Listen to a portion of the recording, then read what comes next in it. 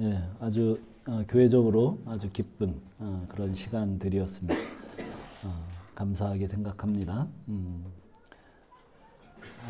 오늘 사도행전 9장 10절부터 말씀은 사실은 여기 이제 쭉 보면 사울의 회심과 그리고 그 이후에 주님께서 사명을 주시는데 그 사명 가운데 고난에 대한 이야기가 나와요. 오늘은 그 고난에 대한 이야기를 왜 사명을 주시면서 고난에 대한 이야기를 하시는가 그 이야기를 좀 중점적으로 다루려고 합니다. 사울은 예수 믿는 그리스도인들을 잡아 죽이려고 다메섹, 그러니까 다마스쿠스로 가다가 졸지에 예수님을 만나죠. 그리고 회심하는 장면을 봤습니다. 주님이 빛을 비추시고 사울아 사울아 내가 어찌하여 나를 핍박하느냐 그렇게 말씀하셨죠. 그래서 감히 하나님께 그 사울이 되묻습니다. 그게 5절이죠. 주여 누구십니까? 유대인들에게는 주라는 단어는 오직 여호와 하나님께만 씁니다. 지금 자기를 찾아오신 하나님은 현상적으로 보아서 분명 여호와 하나님이 틀림없습니다. 근데 왜 하나님이 하나님을 박해한다고 그렇게 지금 사울에게 말씀하시는 것인가? 이상합니다. 그래서 나온 질문이 주여 누구십니까? 분명히 여호와 하나님이신데 구약에 계시된 하나님, 선지자들을 찾아오셨던 그 하나님이신데 내가 아는 구약의 여호와 하나님이 아니지 않는가? 그런 의문에서부터 그런 질문이 나오는 거죠. 이때 그 하나님이 대답하십니다. 나는 네가 박해하는 예수다. 여기서 사울의 모든 신앙이 뒤집혀집니다. 내가 이제까지 믿어왔던 하나님이 예수라니. 여러분 그게 회심이죠. 자기가 이때까지 그게 누가 되었던 정말 믿고 그런 세계관 가치관이 다 있잖아요. 세상을 살아가다가 이제 주님을 만나서 완전히 바뀌는 겁니다. 회심이 그거예요. 완전히 예수를 만나게 되는 그런 사건이죠. 그게 예수님이 하나님이시구나. 그분이 진짜 주님이시구나. 이거를 만나게 되는 사건입니다. 바울의 신앙이 유대교 중심에서 기독교 중심으로 바뀌는 순간입니다. 기독교는 뭐예요? 오직 예수입니다. 기독교는 그리스도를 음역한 거예요. 우리 교회 성이 뭐예요? 이렇게 앞에다 붙이는 거 있죠? 중문교회 앞에 뭐죠? 뭐 다 모르죠. 그런데 별로 관심이 없으니까 기독교 한국 침례. 그러면 그 기독교가 성이에요. 성. 그럼 기독교가 뭐예요? 그리스도교. 예. 우리는 그리스도교 기독교회입니다. 이 차이를 알아야 돼요. 여기에 눈이 띄어야 합니다. 예수 중심의 핵심은 예수 신앙의 중심의 핵심은 십자가입니다. 예수님 중심의 신앙은 죄에서 나를 구원하기 위해 십자가에 죽으신 그 예수님과 십자가입니다. 그래서 신약 성경을 보십시오. 오늘 여러분의 문제를 해결해 주실 전능하신 하나님을 믿으라는 이야기가 한마디도 안 나옵니다. 예, 한번 신약 성경을 자세히 읽어보세요. 한마디도 안 나와요. 그럼 뭘 얘기합니까? 예수 그리스도와 그 십자가를 말합니다. 복음을 듣고도 다시 유대교화하려는 갈라디아 교인들에게 바울이 된 사울이 이렇게 얘기합니다. 어리석도다 갈라디아인들이여. 예수 그리스도께서 십자가에 못 박히신 것이 너희 눈앞에 밝히 보이거늘 누가 너희를 깨더냐. 이렇게 말합니다. 자, 오늘 이제 그런 배경을 가지고 6절에서 9절, 지난주에 강의를 안 했죠. 한번 우리 같이 읽어봅시다. 9장 6절에서 9절 같이 한번 읽어봅니다. 시작. 너는 일어나 시내로 들어가라. 내가 행할 것을 내게 이를 자가 있느니라 하시니 같이 가던 사람들은 소리만 듣고 아무도 보지 못하여 말을 못하고 서 있더라. 사울이 땅에서 일어나 눈을 떴으나 아무것도 보지 못하고 사람의 손에 이끌려 다메섹으로 들어가서 사흘 동안 보지 못하고 먹지도 마시지도 아니하니라. 일어나라는 말씀을 듣고 일어는 났지만 다메섹에 올 때는 당당하게 살기가 가득한 눈을 가지고 그리스도인들을 잡아서 죽이려고 군사들을 이끌고 왔습니다. 그런데 강한 빛 속에서 예수님을 만나고 그 자리에서 일어나라고 해서 일어났지만 이제는 아무것도 보지 못한 사람이 되어서 사람들에게 이끌려 다메섹으로 들어갑니다. 사흘 동안 칠흑 같은 어둠이 사울을 덮쳤습니다. 사울은 무슨 생각을 했을까요? 사울의 변혁은 너무나 대단하죠. 누구나 이렇게 회심이 일어나는 건 아니에요. 대부분은 어떻게 회심이 일어납니까?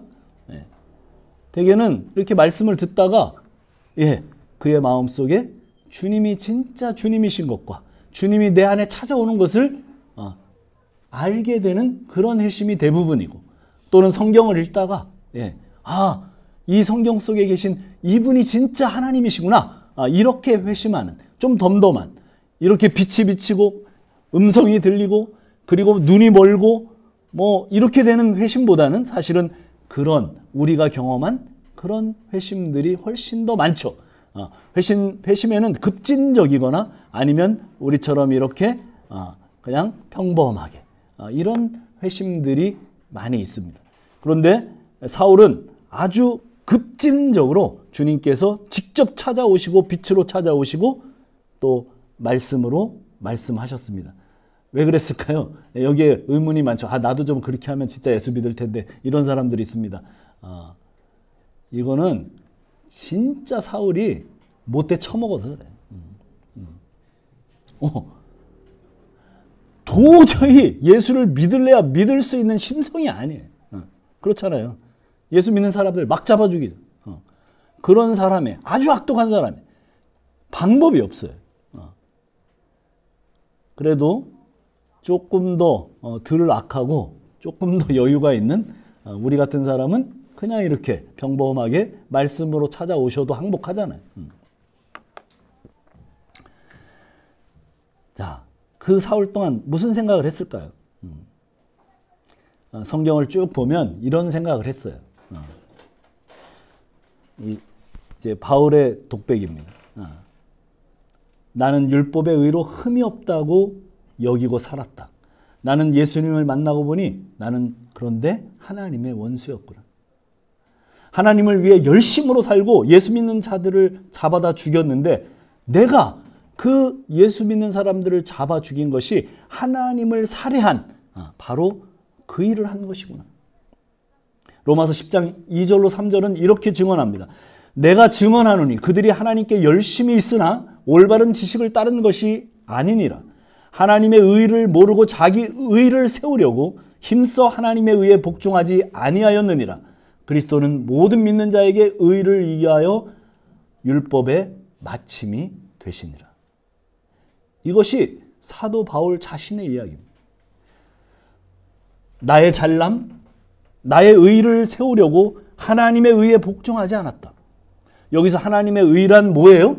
예수님이에요. 내 의를 세우려고 내가 예수를 죽였다.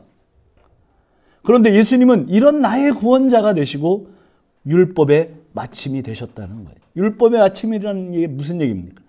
율법에 매여 있는 나에게 안식과 자유를 주셨다는 거예요. 사울이 보지 못하고 먹지 못한 칠흑 같은 어둠 속에서 이런 생각을 한 것입니다. 내가 지나치게 열심으로 유대교를 믿고 교회를 이렇게 박해했는데, 그런데 이런 나를 선택하셔서 때가 참에 찾아오셔서 나를 구원하시는구나. 사울에게 이런 회심이 이루어지고 있을 때 장면이 바뀌죠. 10절에서 13절입니다. 우리 같이 한번 읽어봅시다. 10절에서 9장 10절에서 13절 같이 한번 읽습니다. 시작.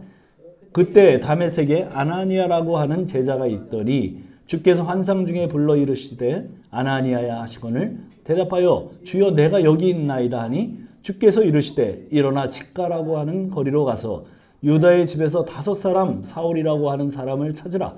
그가 기도하는 중이니라. 그가 아나니아라고 하는 사람이 들어와서 자기에게 안수하여 다시 보게 하는 것을 보았느니라 하시거늘 아나니아가 대답하여 주여 이 사람이 대하여 내가 여러 사람에게 들었사온즉 그가 예루살렘에서 주의 성도에게 적지 않은 해를 끼쳤다 하더니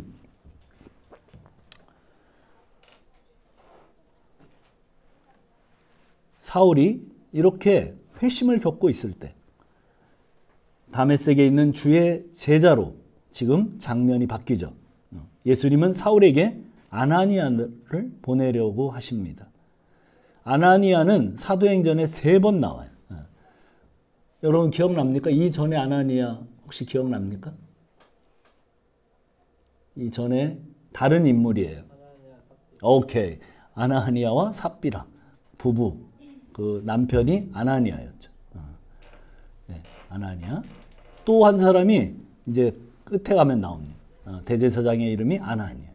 근데 이제 그런 사람이 아니고 여기에 주의 제자 아나니아. 그 아나니아가 등장을 합니다. 이 사람은 여기 딱 한 번 등장하고 성경에 안 나와요. 그런데 그 아나니아를 예수님이 사울에게 보내려고 하니까 아나니아가 반응합니다. 나는 못 갑니다. 사울이 얼마나 몹쓸 짓을 한 사람입니다. 저는 못 갑니다. 그는 스데반을 죽였고 예수 믿는 남녀를 막론하고 옥에 가둔 사람입니다. 제 친척 중에도 그 때문에 옥에 갇혔다가 채찍을 맞고 거의 죽은 사람이 있습니다. 뭐 이런 얘기예요. 사울이라는 자는 모든 성도들의 원수입니다. 그러니 저는 못 갑니다. 이해가 되죠. 바로 얼마 전까지 그런 사건 그리고 예수 믿는 사람들을 잡아 죽이려고 지금 다마스커스에 온 그 사울. 그러니 주의 제자인 아나니아 입장에서는 너무나도 당연한 반응입니다. 그런데 15절에서 주님께서 가라고 하십니다. 그렇죠. 거절할 수가 없죠. 주님이 누구세요? 하나님이세요. 그 하나님의 명령을 거절할 수 없습니다. 주의 제자는 네 밖에는 할 수가 없는 위치인 거죠. 자기가 잘 이해되던 이해되지 않던 가라고 하시니까 갑니다. 내가 생각할 때는 불합리한 것 같아도 주님이 말씀하시는 것을 순종하는 자가 제자죠. 아나니아는 예수님의 말씀을 전하러 갑니다. 예수님이 저는 이제 이 본문을 읽으면서 그런 생각이 들어요. 사울에게 처음 나타나셨을 때 막 비추고 음성으로 말씀해 주실 때 그냥 아나니아에게 전할 말 그걸 사울에게 다 하셨으면 이렇게 복잡하지 않을 텐데 그렇잖아요. 그런데 왜 주님은 이렇게 비효율적으로 잘 이해할 수 없는 제자를 통해서 다시 가서 얘기하게 하는가? 저는 그런 좀 의문이 들었어요. 그리고 생각을 한 주간 해봤습니다. 도대체 왜 그러는 것일까? 뭐 잘은 모르겠어요. 그러나 분명한 것은 주님은 효율보다는 합리적인 것보다는 우리와 주의 제자들과 우리와 함께 일하고 싶어 하신다는 거죠. 그래서 예수님은 공생의 처음을 시작하시고 사단에게 시험을 당하고 제일 먼저 하신 일이 뭐냐면 뭐예요? 12 제자를 선택한 일이에요. 예수님 공생의 내내 제자들이 한 일이 뭔가 하면 예수님 말씀을 그 제자들을 선택했어요. 12명을. 그죠? 그런데 그 제자들이 한 일이 뭐예요? 예수님 말씀 못 알아듣기, 예수님 발목 잡기, 예수님 단체로 모두 배신하기. 요 세 가지 안에 다 들어갑니다. 이런 종목들이에요. 그냥 예수님이 홀로 일사천리로 하셔도 되는데 정말 비효율적인 사람들을 뽑아서 정말 예수님은 그 3년 반 내내 제자들 때문에 마음고생 엄청 하십니다. 왜 그렇게 하세요? 그렇습니다. 예수님은 합리적인 것이나 효율적인 것을 원하시는 게 아니에요. 자기의 기쁘신 뜻대로 어리석은 제자들과 같은 사람들을 뽑아서, 우리 같은 사람들을 뽑아서 일하시기를 기뻐하세요. 제자들 같은 모지랭이들도 불러서 쓰시고 사울과 같은 악당도 불러다가 쓰시는데 우리를 구원하시고 하나님의 백성 자녀 삼아주신 것은 하나님의 자녀로 살 뿐만 아니라 영혼을 구원하는 일에 함께 하자고 우리를 부르시고 계십니다. 근데 어떤 방식이에요? 그 아나니아에게 주님이 사울이 앞으로 어떤 일을 하게 될 것인가 말씀하시는 것에 그 이야기가 드러나 있습니다. 사울이 이 사람 이방인과 하나님의 자손에게 하나님의 이름, 내 이름, 여기서는 예수입니다. 내 이름을 전하기 위해 택한 그릇이다. 그렇게 말씀하세요. 자, 15절부터 한번 우리 쭉 읽어볼까요? 한 17절까지 한번 읽어봅시다. 시작. 주께서 이르시되 가라, 이 사람은 내 이름을 이방인과 임금들과 이스라엘 자손들에게 전하기 위하여 택한 나의 그릇이라. 그가 내 이름을 위하여 얼마나 고난을 받아야 할 것을 내가 그에게 보이리라 하시니, 아나니아가 떠나 그 집에 들어가서 그에게 안수하여 이르되 형제 사울아, 주 곧 내가 오는 길에서 나타나셨던 예수께서 나를 보내어 너로 다시 보게 하시고 성령으로 충만하게 하신다 하니.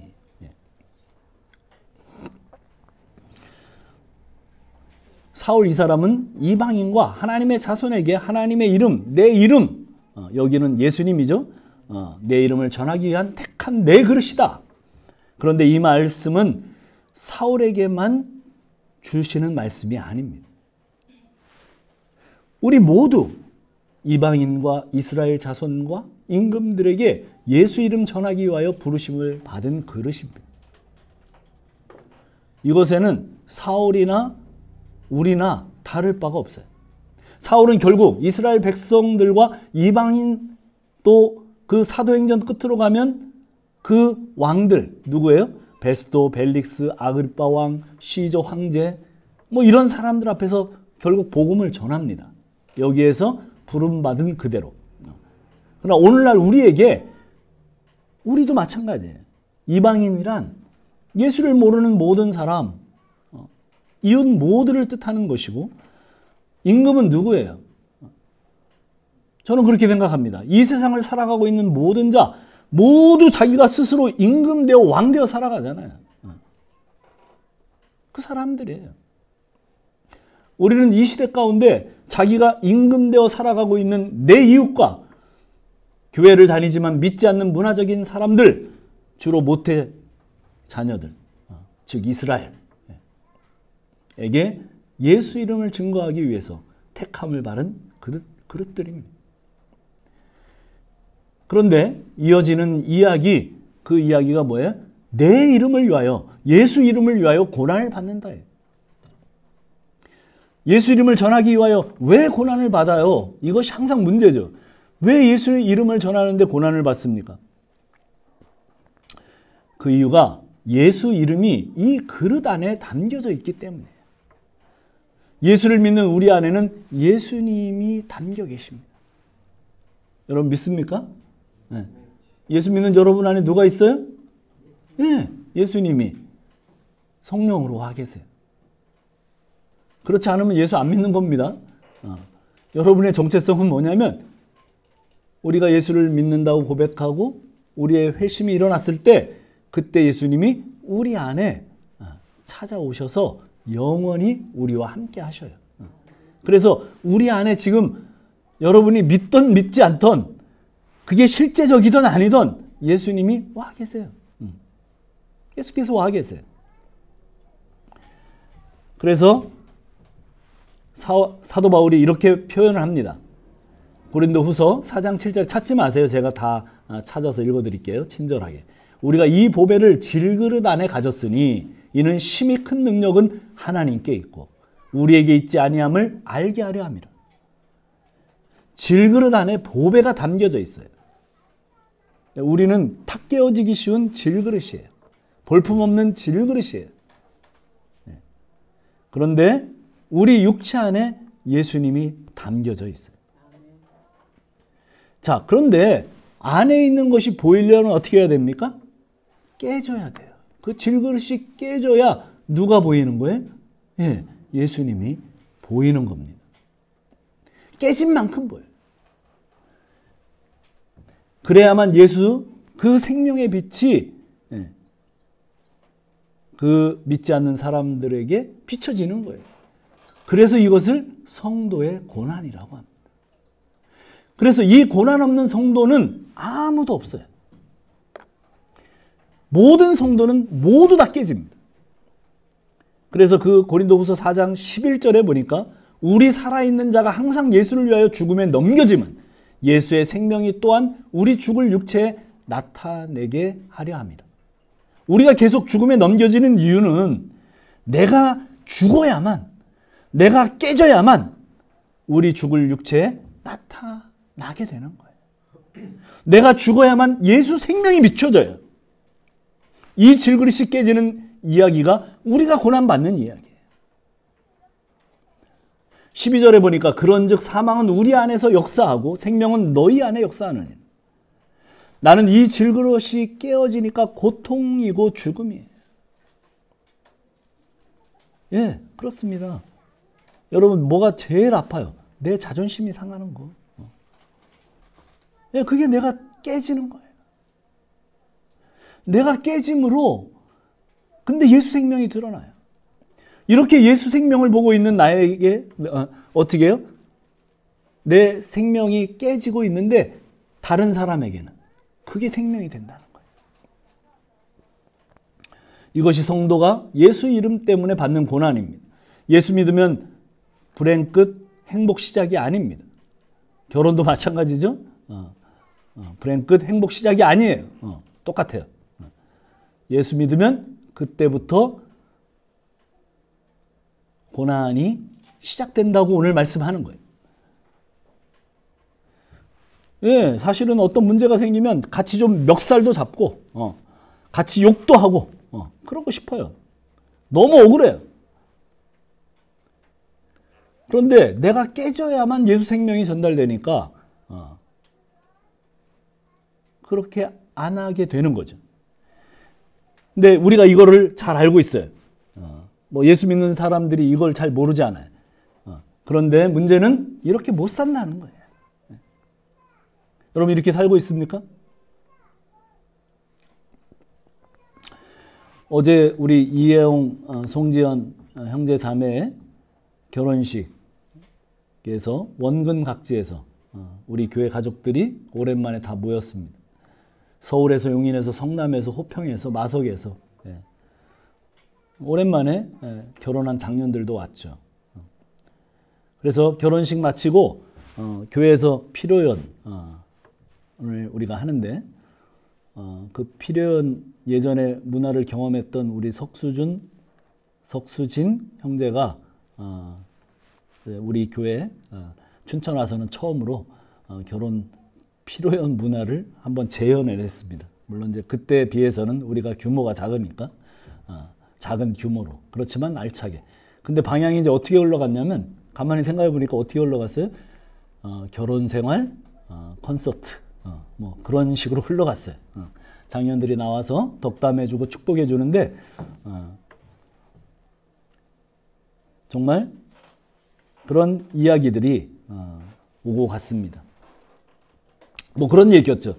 자기는 우리 장년들 얘기가 화가 없는 사람인 줄 알았거든. 자기는 결혼하기 전에는 정말 인격적이고 전혀 화가 없는 그런 사람인 줄 알았대요. 그런데 결혼 생활을 해보니까 그렇게 사랑해서 결혼한 배우자에게 화가 나는 자신의 모습을 보면서 놀랐다고 그랬죠. 언성을 높이는 자신의 모습에 좌절한 이야기들을 했습니다. 결혼이 주로 이게 전쟁처럼, 싸움처럼 그렇게 묘사가 됐었어요. 그래서 이 질그릇이 깨져야 할 가장 적합한 장소가 어디냐면 결혼입니다. 그래서 결혼의 목적은 행복하게 사는 것이 아니라 거룩이죠. 주님께서 우리의 질그릇을 가장 많이 산산이 깨어지게 하는 곳이 바로 이 훈련의 장 결혼입니다. 우리 교회에서 나의 주회를 통해서 결혼했던 사람들은 우리 교회가 배출한 신앙 좋은 사람들이에요. 사실이잖아요. 어제 왔던 그 집사님들, 삼촌, 이모들 그런 사람들이죠. 우리 교회가 보증할 수 있는 신앙 좋은 사람들이에요. 그러나 그런 우리가 내가 하고 싶은 말 안 하고 있으면 화병이 나고 안병이 생기는 존재들인 것을 그 결혼을 통해서 자신을 스스로 발견하게 됩니다. 우리는 내가 하고 싶은 말은 결국은 뱉어버리고 말아요. 상대방이 어떻게 되든 말든, 그리고 뭐 욕심도 적당히 내고 기쁜 일이 있으면 자기 자랑도 해야 되는 그런 인간들입니다. 그래서 지금 살아가는 것, 내 욕심과 욕망을 위해서 살아가고 있어요. 사실이에요. 누가 부인하겠습니까? 나는 내 즐거움을 위해서 살고 나를 위해 열심히 살고 있어요. 우리가 말로는 다 하나님의 영광을 위해서 산다고 그러지만, 그러나 사실은 깊이 들여다보면 그렇죠. 교회에서는 예수 믿는 사람 같아요. 그러나 가정에서 일터에서 정말 예수님을 드러내기 민망할 정도의 삶을 산다는 요지죠.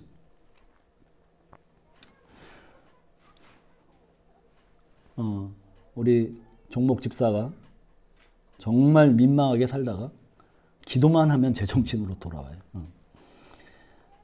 그리고 형제 자매들 앞에 서서 이야기할 때는 그 거룩이 돌아와요. 그런 것처럼 놀랍게도 우리도 정신을 차려보면 정말 나는 예수님의 십자가 앞에 서 있어요. 이게 예수 믿는 거예요. 그것이 복음의 능력. 그게 성령의 역사입니다. 성도가 그래서 난 죄인입니다. 어제 종목 삼촌이 그런 얘기 했잖아요. 나는 정말 죄인이에요. 결혼생활 얘기하다가 갑자기 자기가 죄인이라는 고백으로 이어졌습니다.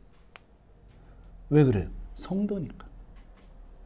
예수 생명이 전달돼야 되는데, 나는 깨져야 되는데, 나는 깨질 마음이 전혀 없는 자신을 발견하게 되는 거예요. 깨지기는커녕 내 욕망을 챙기고 싶고 내 뜻대로 살아가고 싶은 마음이 더 커져 있는 것을 계속 발견하게 되는 장소예요. 그래서 우리가 교회에서 모여서 하는 게 뭐예요? 말씀을 나누고 뭐 서로를 나누고 하지만, 그래서 성도들이 모이면 결국은 말씀을 듣고 나는 죄인입니다. 그렇게 고백하는 거예요. 과거 30년 전, 40년 전, 제가 어릴 때 50년 전 교회와는 물론 교회의 풍토가 달랐어요. 그때는 모이고 말씀을 나누고 그렇게 고백하는 게 아니라 오시자마자 그냥 예배 전에 자기 가슴을 치면서 자기가 죄인인 것을 회개하고 눈물이 그냥 땅바닥에 그때는 뭐 딴 것 때문에 안 울고 진짜 자기 죄를 돌아보고, 우리 한국 교회가 그런 풍토였어요. 어느덧 점점 그런 풍토는 사라졌죠. 저는 그게 회복돼야 된다고 생각이 듭니다.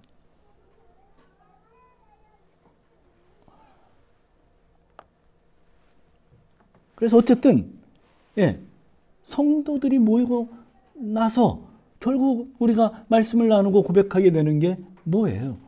나는 죄인입니다. 십자가 앞에서, 하나님 앞에서, 그 주님 앞에서 우리 자신을 돌아보며 말하게 되는 겁니다.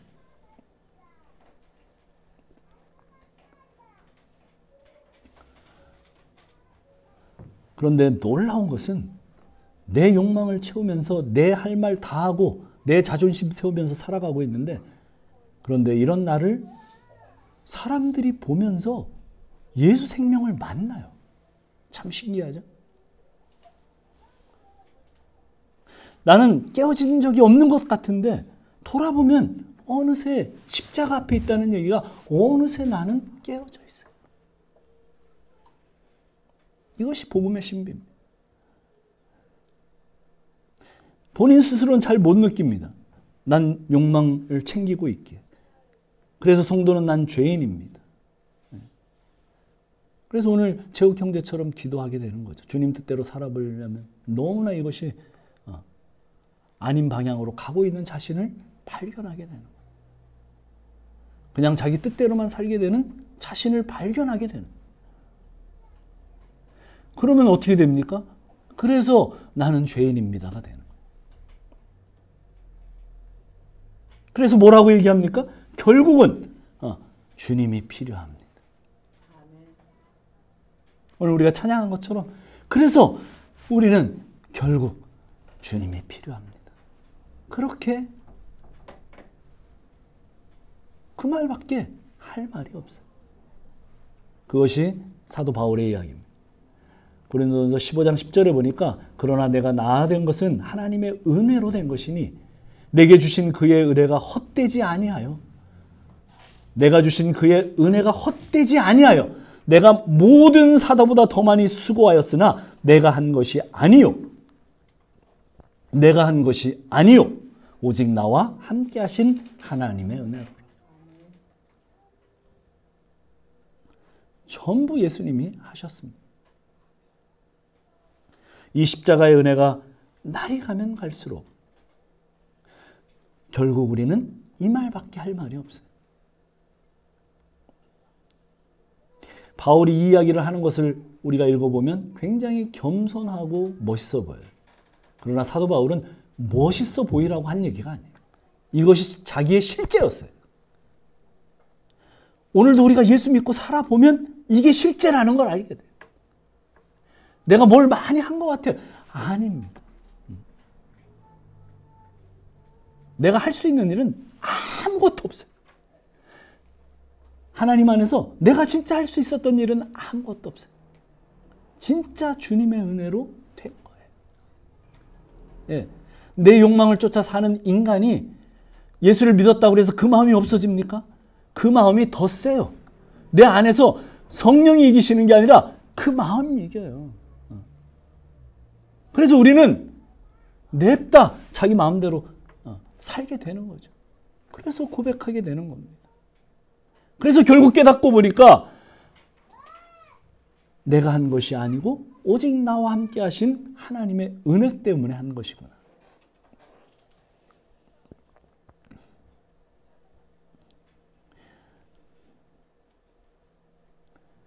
은혜가 헛되지 않을 뿐이라는 거예요. 그래서 주님이 필요하다는 거예요. 제가 해보려고 애를 쓰지만 그 모든 것은 다 주의 은혜로 되는 겁니다. 정말 이 말씀이 이해가 되는 우리 가족들이 되기를 바라요. 내가 할 수 있는 것은 없어요. 주님이 더욱 필요합니다. 은혜가 더욱 필요합니다. 예, 그것이 고난을 주시는 그 이유예요. 우리 안에 모든 것이 깨어지고 드러나고 예수가 드러나고 그 예수가 일하시는 것, 그것을 보게 하는 것, 그 은혜가 주님이 필요합니다. 은혜가 필요합니다. 아직 이 은혜를 경험하지 못한 우리 형제 자매들이 있으면 예, 여기 그렇게 먼저 은혜를 경험한 사람들 있잖아요. 그 모습 속에서 나오지 않습니까? 예수님이 이렇게 그 질그릇 같은 그들 사이에서 이렇게 예수님의 빛이 비춰지지 않아요? 예? 안 비춰지는 모양이다. 예? 민균 졸리지? 게임하고 와가지고 안 보여? 보여야 돼. 재경 보여? 이렇게 수준 전사님으로 또 이렇게 뿜어져 나오는 빛이 보여? 응? 예수님의 빛이 보여? 잘 모르겠어. 예, 우리가 아직 덜 깨졌나 봐요. 그래요. 그렇게 보이게 되기를 바라요.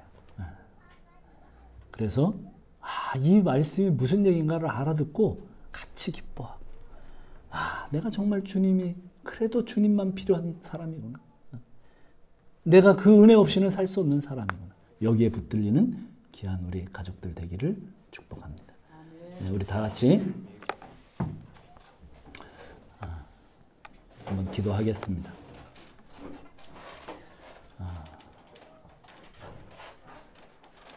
회심한 사울에게 결국은 고난을 통해서 나의 증인이 될 것을 말씀하셨습니다. 우리도 똑같은 위치에 있죠. 그 이유는 우리의 질그릇, 우리의 성품과 우리의 정말 너절한 그런 내 자신을 예수님이 통과하려면 그것들이 깨져야 되기 때문에 오는 고난입니다. 그래서 은혜를 구하면서 그 은혜 안에서 주님이 필요한 우리에게 이제 은혜를 주시고 주님이 필요하다고 우리는 기도하고, 그것이 기도될 때 우리 여기에 이제 예수님을 만나야 되는 다른 사람들도 그 빛이 스며들기를 기도하며 우리 같이 기도합시다. 하나님 감사합니다. 오늘 우리에게 말씀하시는 하나님, 우리 삶에 다가오시는, 그러나 우리는 그 빛을 아직은 보지 못한 사람일 수도 있고, 그 빛을 받고 이제 주님께로 향해서 가는 회심한 사람일 수도 있겠습니다. 그러나 그 모든 사람들에게 주님이 필요합니다. 주님의 빛이 필요합니다. 주님의 인도하심이 필요합니다. 저희가 할 수 있는 것이 무엇이 있겠습니까? 저희는 노력합니다. 저희는 주님의 영광을 산다고 노력합니다. 그러나 여전히 그렇지 못한 자신들을 발견할 때 우리는 좌절하고 무너지게 됩니다. 그래서 우리는 주님이 필요합니다. 우리 안에 빛으로 다시 드러나기를 원하시는 주님이 우리 안에서 고난을 통하여 우리를 깨시고, 주님이 우리 이웃들에게 또 왕들에게 또 이스라엘 백성들에게 그렇게 전파하게 하시는 하나님, 그 일하심을 믿을 수 있도록 주여 도와주시옵소서. 오 주여, 그 빛이 우리 형제들에게 비춰질 수 있도록 주여 도와주시옵소서. 감사합니다.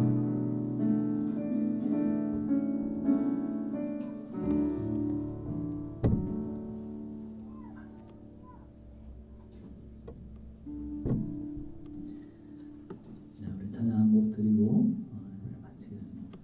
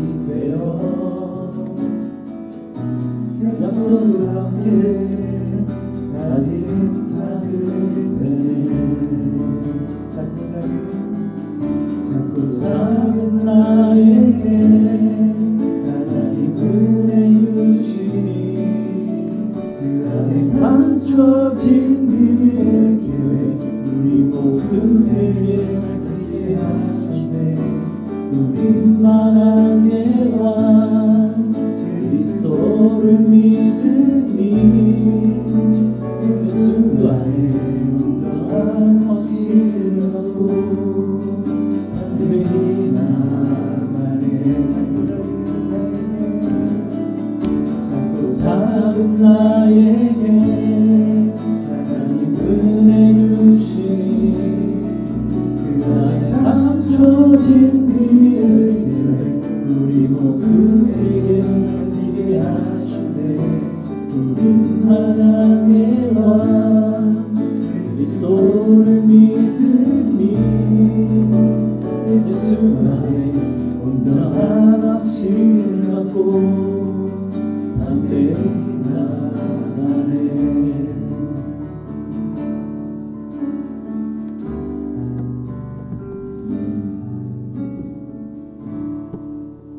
기도하겠습니다. 우리에게 오는 고난은 주님을 믿고 나서 질그릇 안에 갇혀 계신 그 예수님이 빛으로 빠져나오시는 그런 환경임을 바울이 설명했습니다. 그때 우리의 육신은 고난을 당하고 그것을 통해서 내 이웃들이 빛을 보게 되는 그런 구조를 가지고 있다고 오늘 말씀하셨습니다. 우리가 회심했다면 하나님 그 도구로 쓰임 받기를 원합니다. 아직 회심을 하지 못한 우리 형제 자매들은 우리를 통해서 나오는 그 빛을 보고 회심에 이르는 그런 귀한 공동체가 될 수 있도록 주여 이 공동체에게 주님 함께하여 주시옵소서. 이제는 우리 구주 예수 그리스도의 그 속량함의 사랑, 아들을 그 십자가에서 속량하기까지 피 흘리게 하신